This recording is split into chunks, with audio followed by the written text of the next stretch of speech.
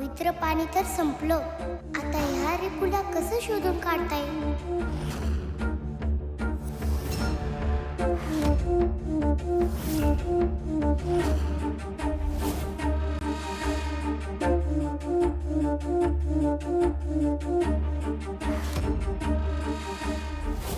अरे अंजना काकूंसाठी केलेलं ताक आहे. हे अजून चांगलं आहे, अगदी ताजे. त्या पाण्याला देवीचा स्पर्श झाला होता, म्हणूनच हे अजून टिकलं असणार आहे. सदू हाच मत्तर आहे की नाही हे आता आम्हाला शोधून काढणं सोपं होईल.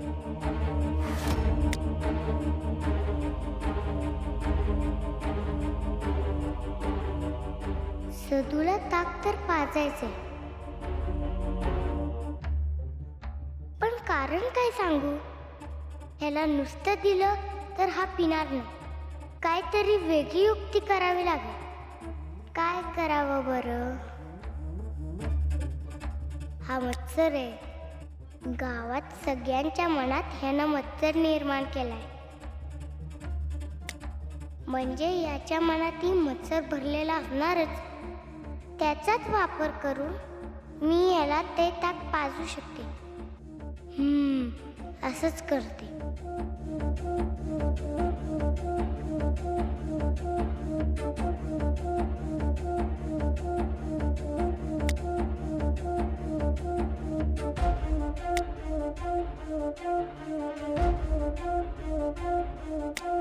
हा किती मस्त आणि गारगार ताक आहे हे.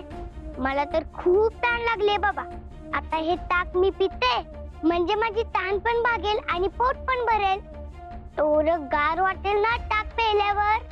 आमच्या घरचं दही आणि त्याचं ताक, वा वा वा, मस्तच. मला तर वाटतंय कोणालाच देऊ नये, सगळं मी एकटीनच पिऊन टाकव.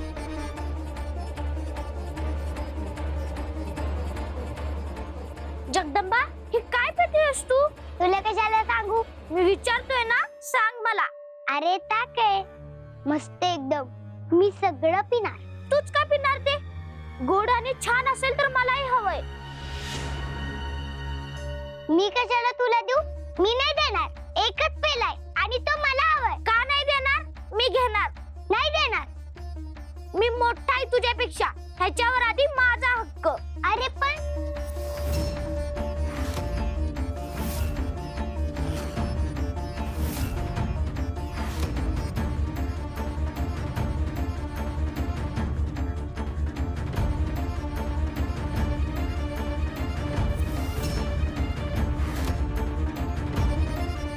याला चिडवलं आणि याच्या मनात खरंच मत्सर निर्माण झाला.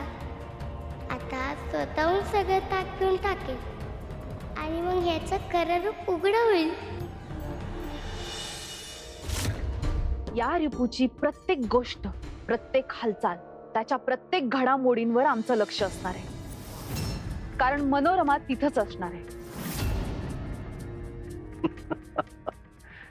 सम्राज्ञी, ही कपटी वृत्तीची, कारस्थानी आणि निर्बुद्ध स्त्री आपल्यासाठी भिंगार गावात जाऊन वार्ता घेऊन येणार यावर खरंच विश्वास आहे आपला. गेल्या वेळी ही अशीच वल्गना करून इथून गेली होती आणि काय झालं? सुजलेलं पराभूत तोंड घेऊन परत आली, होय ना? सम्राज्ञी, तो रिपू अत्यंत शक्तिशाली आहे आणि ही स्त्री सर्वसामान्य, क्षुल्लक आहे, कुचकामी आहे. क्षमा करा असुर नरेश. नाही, मान्य की मी एक सर्वसामान्य स्त्री आहे, पण यावेळी मी याच रूपात त्या भिंगार गावात जाऊन तुमच्या कामी येईल अशी वार्ता आणली आहे. कसली वार्ता? आपण पाठवलेला एकही रिपू नष्ट झालेला नाही.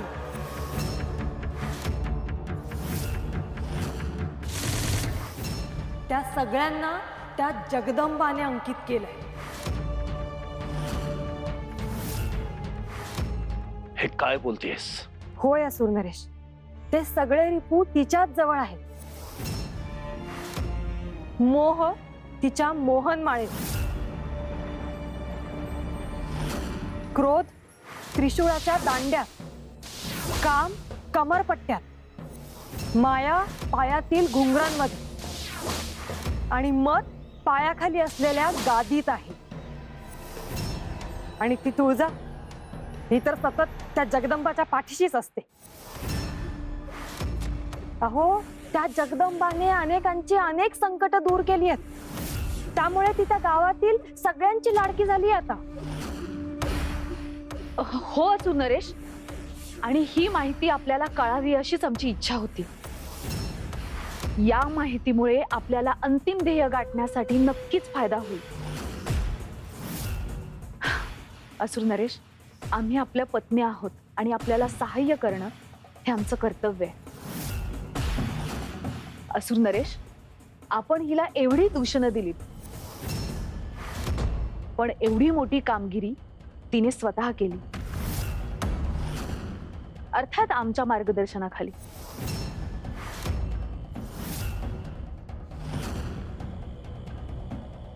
सम्राज्ञी, या निर्बुद्ध स्त्रीकडून हे महत्वाचं कार्य करवून घेण्याचं श्रेय केवळ आपलं आहे. आपण असुर साम्राज्याच्या सम्राज्ञी आणि आमच्या धर्मपत्नी शोभता.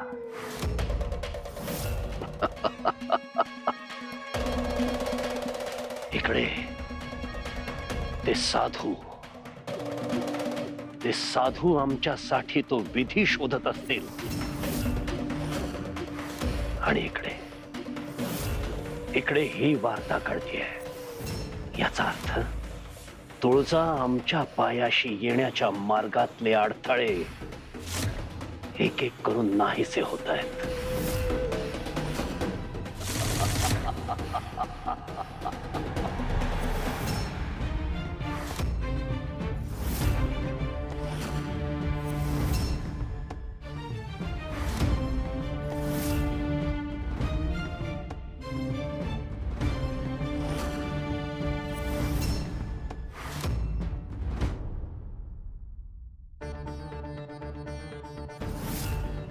जगदंबा, अगं काय करतेस? अगं, देवीनं दिलेलं पवित्र पाणी अजून शिल्लक आहे आपल्याकडे.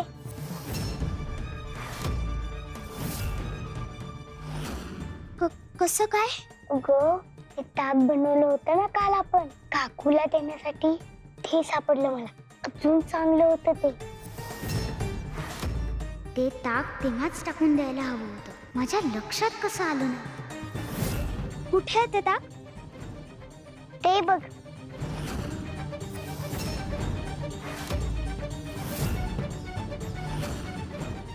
सदू, हे ताक खरंच प्यायला तर हा सुद्धा मत्सर नाहीये हे जगदंबाला कळेल, आणि मग तिला माझ्यावरच संशय येईल, कारण गावात नवीन आलेली मी एकटीच असेन.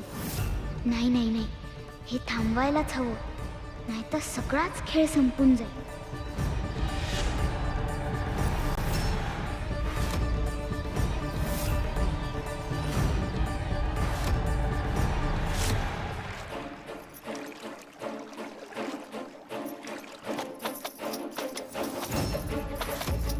अगं बाई, आमच्या वंचूबाई कपडे धुतायत होय. चला, थोडा त्रास द्यायलाच हवा हिला. त्या राजवाड्यात तर दासीसारखं राहावं लागतं. इथे आल्यावर राणीसारखं मिरवायची, दुसऱ्यावर हुकूम चालवायची संधी मिळते, तर ती कशाला सोडायची?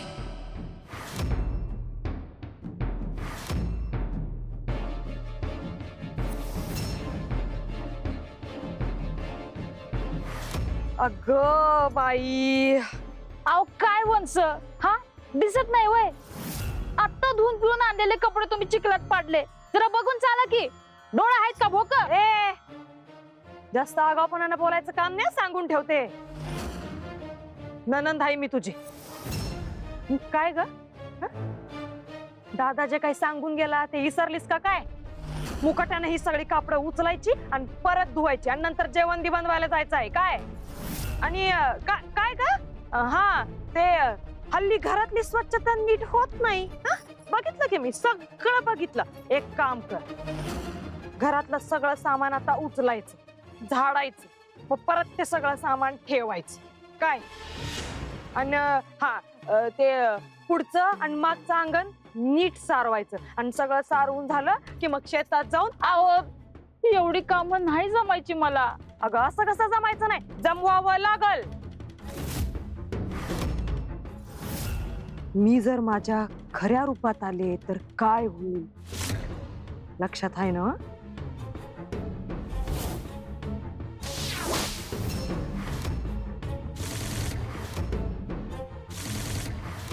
आणि कसं आहे वहिनी, दादा बी बाहेर गेलाय, त्यामुळं तुला वाचवायला इथं कोण बी येणार नाही.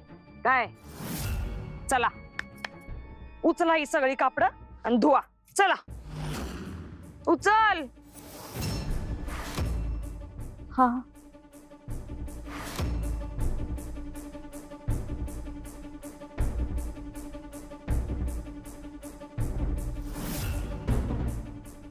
हे एक भारी वाटतं. बघावं तेव्हा हिला आपल्या तालावर नाचवता येतं आणि ही बी नाचते. आता मी इथे असेपर्यंत हिला असाच त्रास देत राहणार. माझ्या घरात मला चोरावानी राहावं लागतंय. हिचा कायमचा निकाल लावण्यासाठी काहीतरी उपाय शोधावाच लागल मला. हा, या परिस्थितीत कोण मदत करेल ते आलंय माझ्या ध्यानात. शबे, आता तुझं काही खरं नाही बघ.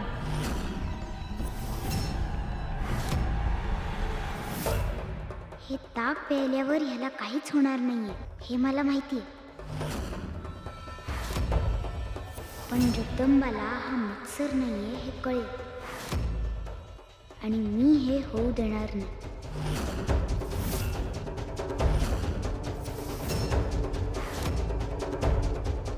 सगळं ताक पिऊन झालं तरी याला काहीच झालं नाही. असं कसं? म्हणजे हा सुद्धा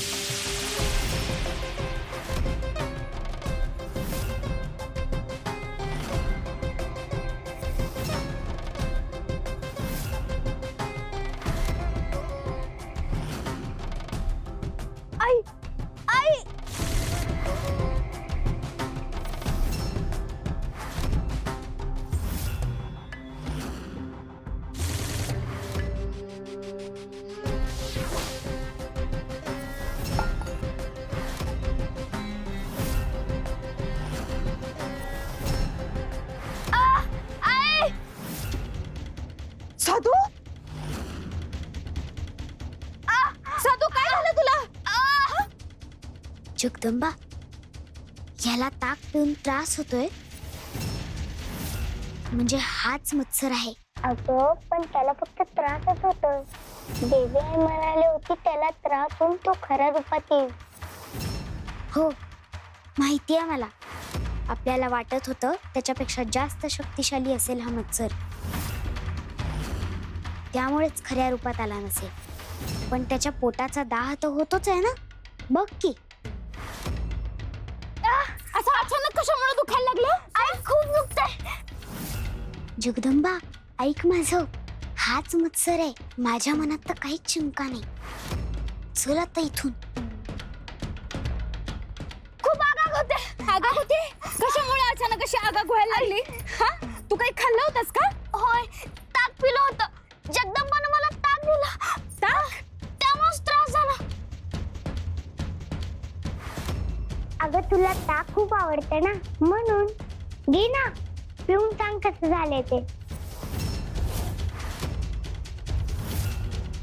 आता बरं वाटतंय का तुला? थोडं दुखायचं कमी झालं? हो, त्रास थोडा कमी झालाय.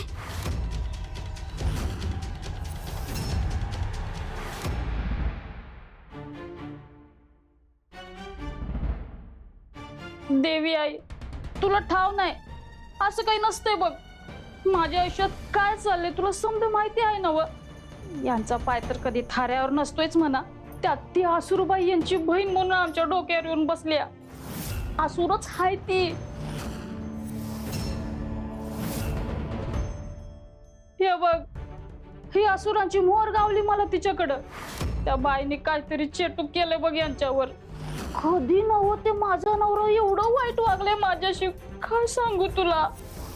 ती बाई स्वतःला ना माझ्या नवऱ्याची बहीण म्हणवत्या. ती तर तिच्या तालावर नाचत्यात, पण मला बी नाचवत्यात. मला तिची लय भ्या वाटत्या. ती बाई ना कधी बी असं रूपात येईल आणि माझं काहीतरी बरं वाईट करल. देवी आई, मी तुझी मनापासून भक्ती करते बघ. तूच मला काहीतरी मार्ग दाव याच्यातनं.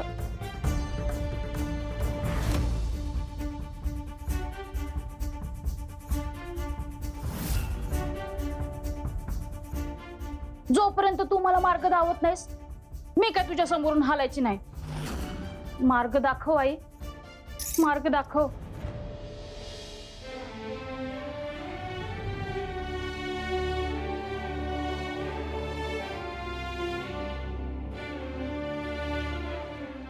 मार्ग दाखव अशी विनंती कोण करतंय? तर जिने जगदंबाच्या प्रत्येक मार्गात अडथळे आणले ती. तिच्या प्रत्येक कार्यात समस्या निर्माण केल्या, कायम तिच्या वाईटाचा विचार केला. जगदंबाचं खरं स्वरूप तिला माहित नाही, परंतु एका लहान मुलीच्या बाबतीत ती खूप वाईट वागली. अर्थात देवी आईसाठी सगळी लेकरं सारखी असतात. त्यातून तुळजा तर हळव्या मनाचीच आहे. शेवटी आई आहे ती. आपलं मूल वाईट वागतं तेव्हा ती त्याला शासन करते, परंतु त्याने मनापासून साथ घातली की ती धावून जातेच. तुळजा सुद्धा सुंदराला तशीच कुठल्या ना कुठल्या रूपात नक्की मदत करेल. फक्त ती नेमकं काय करते याची उत्सुकता आम्हालाही आहेच. गंगाई, ए गंगाई, गंगाई. काय झालं जाऊबाई? काय झालं? आम्ही आमच्या हक्काच्या घरात आलेलं तुम्हाला आवडलं नाही, त्याचा असा सूड घेताय वय तुम्ही? अहो काय झालं पण? कशाबद्दल बोलताय तुम्ही? तुझ्या लाडक्या लेकीला विचार. तिनं माझ्या पोराला काहीतरी वाईट साईट पाजून त्याला आजारी पाडण्याचा प्रयत्न केलाय. आगाग होतीये त्याच्या पोटात. नाही हो, ती असं काय करायची नाही. असं काही सद्गुणाचा पुतळा आहे तुझी लेक?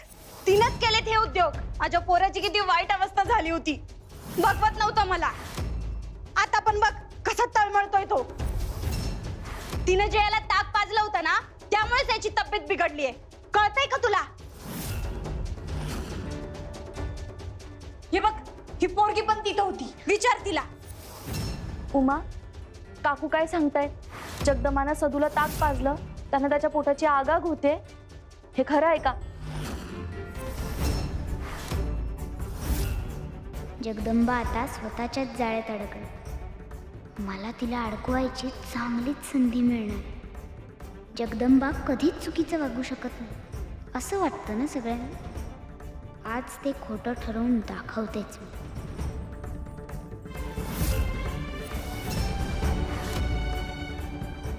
उमा, अगं काय विचारतेय बाळा मी तुला? जे काय घडलं ते सांग बरं. काय माहितीये तुला? काय लपवतेस तू? न घाबरता सांग बघू.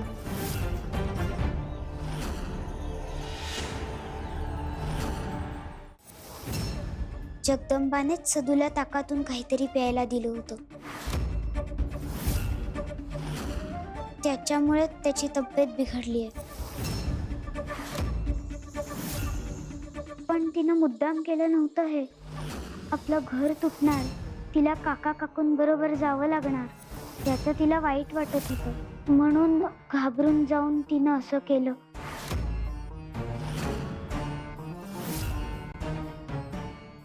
बघ, तुझ्या पोरीचं काय खरं रूप आहे ते कळलं का तुला? आपल्या मोठ्यांच्या भांडणात तिने माझ्या पोराला त्रास दिला. जगदंबा अशी वागली याचा मला बी धक्काच बसलाय. मला बी लई वाईट वाटतंय. पण तुम्ही बी तिला असं एका वस्तूसारखं वाटून घेतलंय. तिला सोबत घेऊन जायचं म्हणताय, म्हणून घाबरून गेली असेल बिचारी. वा ग वा, चोराच्या उलट्या बोंबा म्हणायच्या की या. तिला वाईट वाटतंय म्हणून ती माझ्या पोराचा जीव घेईल की काय? आज माझ्या पोराला काही बरं वाईट झालं असतं म्हणजे? आणि हे फक्त सदू सोबतच नाही, काल हेच ताक तिनं मला पण देण्याचा प्रयत्न केला. म्हणजे माझं पण काहीतरी बरं वाईट करण्याचा तिचा डाव होता. चांगलं पांग फेडलेस ग बाई. अहो असं काय बोलताय तुम्ही जाऊबाई? मग काय म्हणू? आम्ही जे मागतोय ते आमच्या हक्काचं हाय. हे घर, यो घाना, हे समद पिढी जात हाय. म्हणजे त्यातनं मिळालेलं उत्पन्न पण पिढी जातच आहे ना. अहो पण खरंच जगदंबा असं कधी वागत नाही हो. तिनं हे समजा घाबरूनच केलं असेल. तू उगा नाटक करू नको. तुम्हाला बी आमच्या हक्काचं द्यायची काही मनापासून इच्छा नव्हतीच. खान तशी माती, तुमच्यासारखीच असणार ती पोर. अजून काय काय घडणार आहे या घरात कोण जाणे. आता आम्हाला घाबरूनच राहावं लागल. आमच्या जीवाला पण इथं धोका आहे ना. चल रे सदू,